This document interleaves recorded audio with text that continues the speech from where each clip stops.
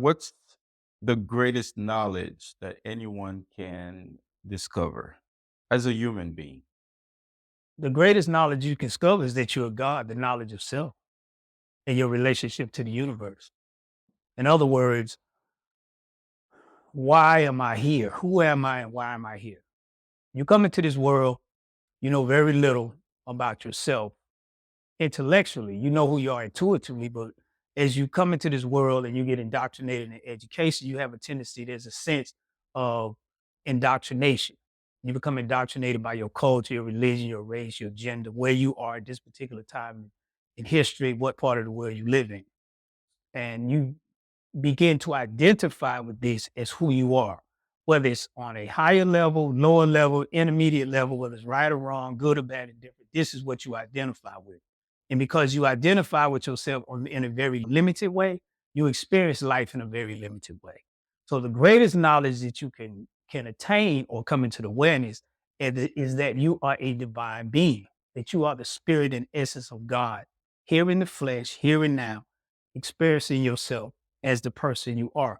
But it is God is experiencing itself. It is God that is experiencing itself as you here and now. So I was just about to ask you, is Mhm. that why am I here? Why are you here? Right. Is it to for God to experience life in the human flesh? Why are we here? Well, you have to understand that you are life. The mere fact that you are here, the breath, your essence, your being is life. Now, the question is, how is life learning to experience itself? Is it learning to experience itself, or does it perceive experiencing itself in a limited way or in an unlimited way? This is the play of the experience. You are life itself. Experiencing itself is life. But how are you experiencing itself? How are you experiencing your life? What are you identified with? How do you perceive yourself? What are you accepting for yourself? What do you believe yourself to be? How are you interacting and reacting to life itself? These are the fundamental questions in the awareness that one must develop in order to experience oneself. If you never consider why you're here, if you never consider who you are and why you're here, what is your capacity? What is your ability? What is your power? Then you are now operating and experiencing yourself from the limited perspectives of your environment, of your culture, of your upbringing. And since the ultimate goal of other wiser human beings is to control and manage other human beings who are less aware, then you live life by the control of other human beings or the limitations of other human beings. In other words, their ideas, their values, their customs, their belief systems are now being indoctrinated into you. And as a result, by you being a creative being, a powerful being, then you experience those effects based on what you've been conditioned to think and feel about yourself and the environment around you. So you, in essence, are creating or molding energy to create your own experience, but you're being, in other words, programmed or influenced by wiser people who understand this creative process and Mhm. have a greater understanding of it than you do because you're not aware of it. They are.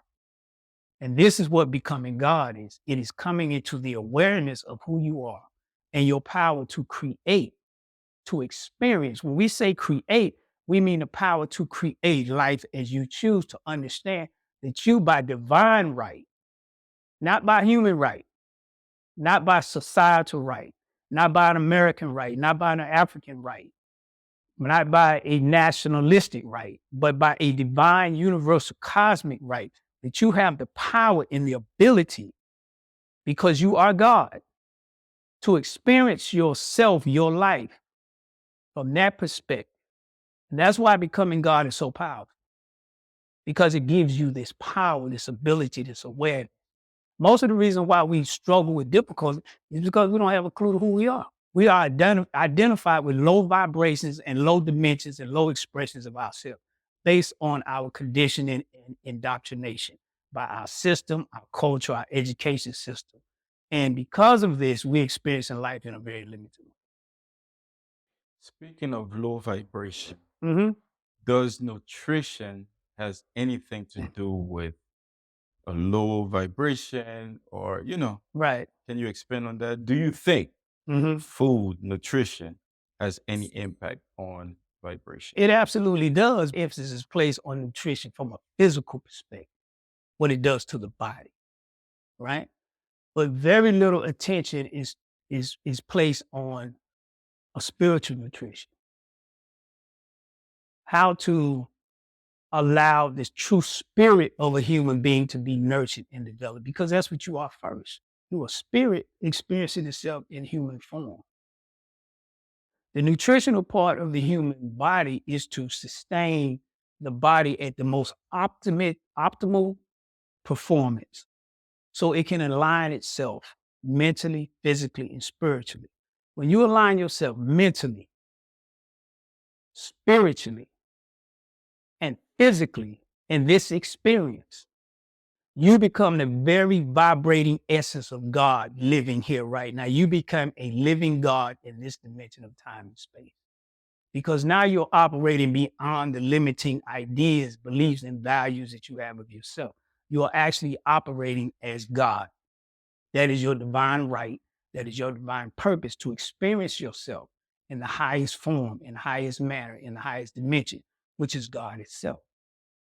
When you are not nourished spiritually, mentally, emotionally, psychological, and then ultimately physically, then you're misaligned. The power is flowing, but it's not flowing at its highest, the optimal level. So the idea here is to come into the awareness that you are God, to accept this. Accepting means you offer no resistance. You ask no questions. You need no answers. You offer no resistance to the idea, to the feeling that I am God. I am a creative and powerful being here and now. When you start to do this, you ignite a spontaneous power that evolves you. This is why the Master Jesus said, I of myself do nothing, but the Father in me does all things. There's already a power in you. It's your DNA. You're God coded. You're coded with the very essence and nature.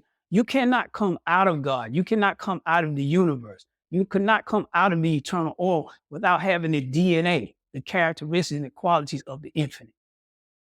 But because you're creative in that capacity, in that characteristic, you have the ability to misidentify yourself, which means you misexperience yourself, which means that you can experience yourself in a lesser degree than you're capable of, because you can create either degrees. You can create on different frequencies. You can create heaven and you can create hell. You can experience heaven and you can experience hell. So is heaven or hell a state of consciousness? It's primarily a state of consciousness. Consciousness meaning what? It's invisible. That's heaven. Heaven and earth. Well, when does it become earth? When it becomes materialized. And then what do you mean materialized? When it becomes a living experience. But it doesn't start in the physical living experience. It starts in heaven, consciousness, perception. What is God's gift to us? And I mean, He's the creator. Mm-hmm. Right. What's God's gift to us? Itself. The mere fact that you're here, you're God. That is the greatest gift that you have. The essence of God. The essence of God, the creative power of God, the imagination of God, the perception of God, the creative power of God, the connection and the relationship to God, oneness with God. Not God of religion, not God of theology, but the God, the creative power, the supreme, the all, the infinite, the most high, the creator of the universe, the cosmos. What is becoming God? Becoming God is the awareness of this. It is the acceptance of this. It is a state of mind, a state of consciousness, a state of being that offers no resistance, needs no answer. It asks no question. It accepts that I am God. Whether I'm experiencing myself in the fullness of that dimension or not, doesn't even matter. That's of no consequence. Can I, where am I willing to even consider the possibility that I am God? The consideration of that alone ignites the spontaneous process of the growth process to illumination of the human being. You don't have to do anything. You don't have to do anything to exist. You don't have to do anything to think. You don't have to do anything to breathe. When you eat food, you don't have to do anything. You don't consciously do anything to make all of these phenomena and miracles take place. They take place of themselves. When you come into this existence, what do you have to do to live? However you live, and you can debate that, but you don't have to do anything to live. The idea that the human beings have to do something for survival is a fallacy. When you come into this existence and you believe that I have to do it, we must survive. We must thrive and compete to survive. You take the creative power of the universe, which is you, God expressing itself now, and you're creating lack, limitation, war, conflict, disharmony, because you have accepted a low vibrationary idea. You say, well, surely I can't be God. Surely that's blasphemy. Why?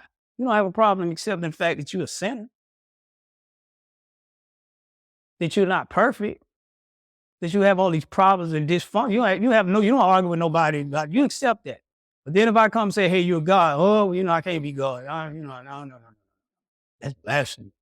That's just who I am. That's just who I am. I can't be that.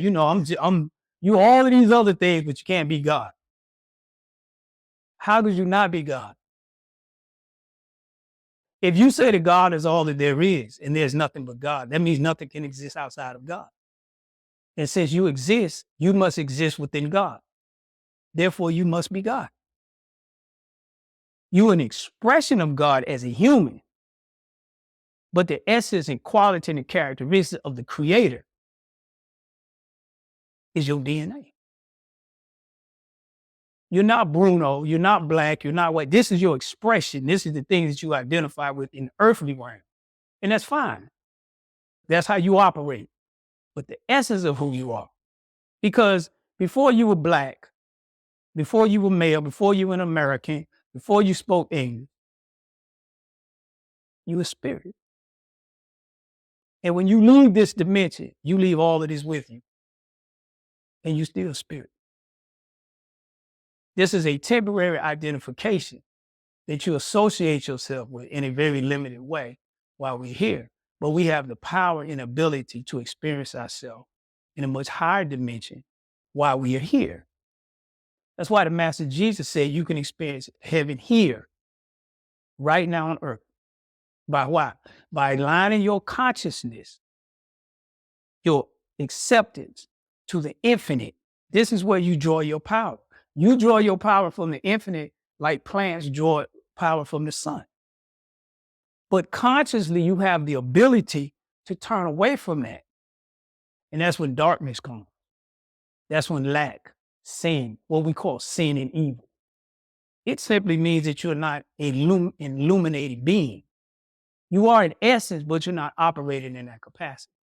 And that's what becoming God is all about, coming into that awareness and be accepted that you operate in this world from that perspective. What perspective? That I and my Father are one. And besides me, who is the me? God. There is no other. That's why you don't set up a rival with God. You are God. God doesn't have an opponent. There's no devil. The devil is an illusion. Well, why you say that? Well, the minute you turn from evil, what happens to it? It vanishes. So what I'm picking up on, right? everything starts with acceptance. You could say that. How can I, and whomever is watching this Right. podcast, how can I, are there like steps you can tell you can share with me, you know, step one, step two, step three, in order for me to align myself, right, Mhm. with my creator?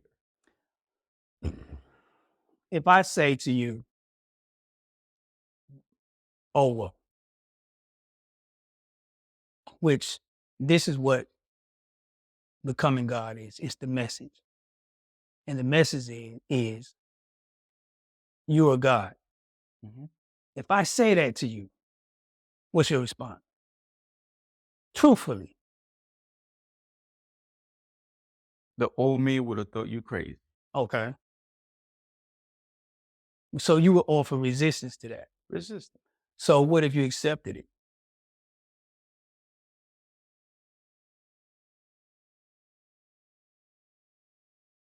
If I accept it,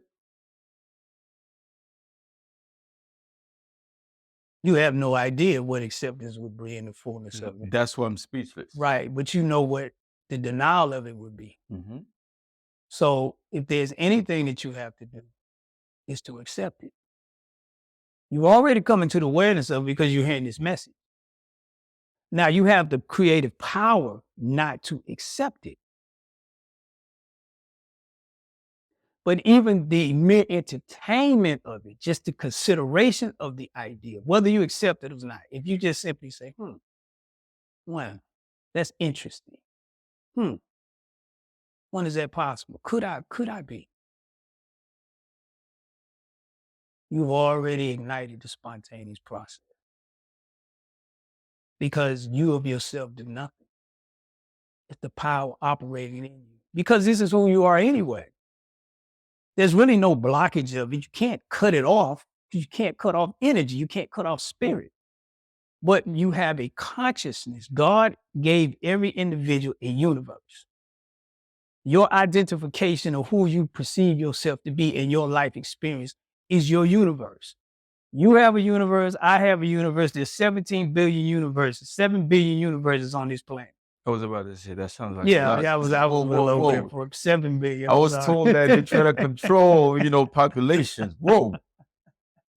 But no, please continue. But every person is their own universe.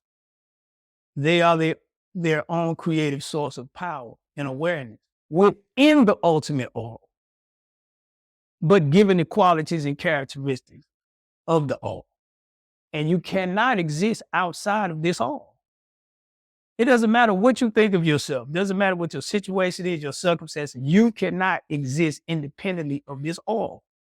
This is why this is so powerful. Because what happens is you go from seeing yourself in a limited perspective, being identified and associated and attached to your limited conditioning and indoctrination, that you become now aware. Whether you accept it or not, you're entertaining, you've heard the message that you are much, much, much, much more than you ever considered yourself to be. You've already began to learn. You've already begun the process. We often see ourselves as victims Mhm. of circumstances, right? Right. And feel defeated by By life situations and circumstances. how can we change that mindset? How can we stop blaming someone else for Right. I guess that's what I'm trying to get to. Like, how can we stop blaming? hmm Well, if there's a God, why does he allow this to happen? hmm How can we, what needs to happen? You're hearing the message, right? So the message is like planting a seed in soil. You're hearing the message, the seed. You have to allow it to germinate. If you allow it to germinate, to take root, it does it of itself.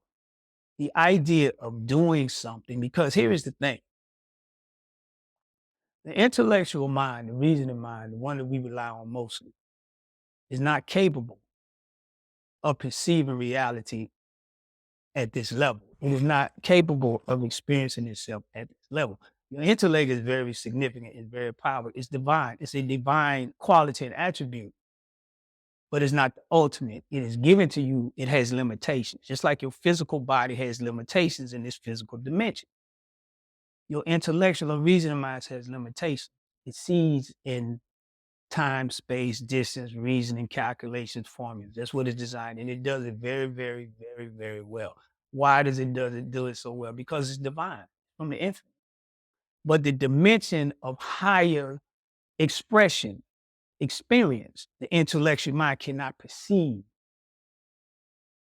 reality on that level. It perceives it on this level. So if you reasonably try to understand how do I do it, you've already nullified your own existence on this level. Because now you're making bread out of stone. The spirit is to release yourself to that which you are in essence, which is spirit, not to attach yourself with that which you experience in yourself is flesh. What do you have to say to someone that feels like, oh, I have, there's a lack of money in my life, Right. there's lack of love, Mm-mm. all my relationships are not the best. Right. What do you have to say to someone that feels that way? Well, if someone is experiencing that, that's their experience. It's a real experience to them. It'd be disingenuous to tell someone you're not experiencing that. So if the experience is real. But I will say this, if your true desire, if there is a true desire to experience yourself in another dimension, in another way, in a way that you have never experienced yourself before, you've had ideas about it, you have a desire for it, you have sensations about it, but I've never been able to experience myself in that way. I've heard about it, I've read about it, I've dreamed about it, I had vision, but I've never experienced myself. Then now you're talking about a dimension which you have never personally experienced. You have to be willing to accept yourself as something beyond what you're currently identified with. There has to be a willingness, a consideration. And what is very difficult and very challenging for the human mind to understand is the process by which this takes place. You have to understand it is beyond human comprehension. At this state of development, that's what faith is. It's believing in something, accepting something, being okay with something beyond your reasoning understanding. Because what I'm saying, well, how do you experience yourself as God? Well, the first thing, the reasoning mind is going to do this, is going to do this. What I'm simply saying is just begin to accept. But even before you accept it, because that's a state too, many people will struggle with acceptance, especially hearing the message for the very first time. What I'm saying, consider the message. Consider it. Just like if I offered you food. Once you take the food in, what do? The body does it. The spirit does it. The intelligence in the body. The intelligence in the body and the food bond and form a relationship that nurtures the body. It does it of itself. You have to understand that this creative process knows how to do it. It is beyond human understanding. But many things are beyond human understanding. There are many things that would develop by the hands of man that you don't understand how it works, but you use it every day and ask no question. But now well, how does that work? How is it supposed to happen? Explain that to me. It's a lot of things you use and have no idea how it happens, no understanding. But you rely on it, you trust it, you use it without second thought. accept this, consider this.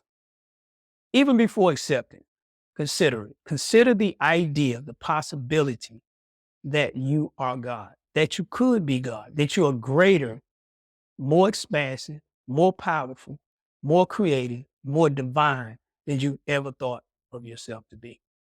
And life may not be the way you've always been taught it was. Consider that. Just consider it. And then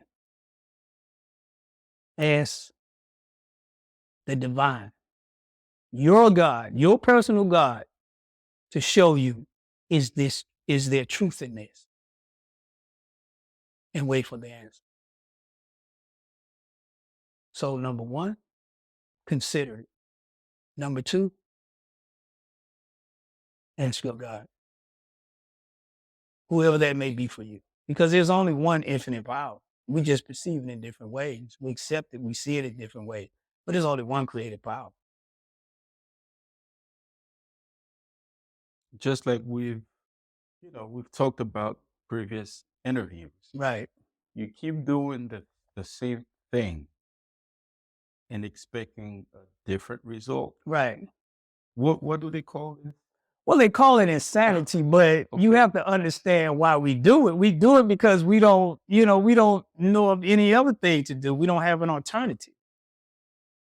If this is the only thing that you've been taught, hey, look, if you were to go to a fast food restaurant and it was the only fast food restaurant in town, you probably would eat there. Not because you enjoy eating there, it's the only one available.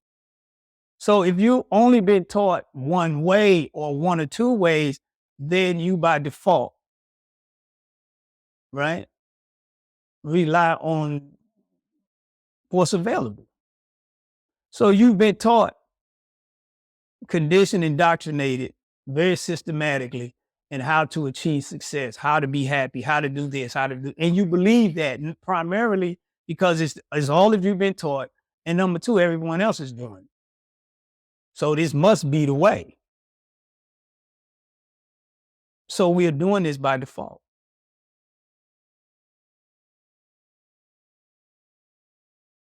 I mean, that's some powerful stuff, and to be able to at least free yourself from what you've been since day one, right? You gotta, Right. in my opinion, you need an open mind. And what I like of what you just shared is, don't just take your word for it. Right. Definitely don't take my word. That's why I said as to infinite, don't take my word for it. You can go straight. Go straight to the source.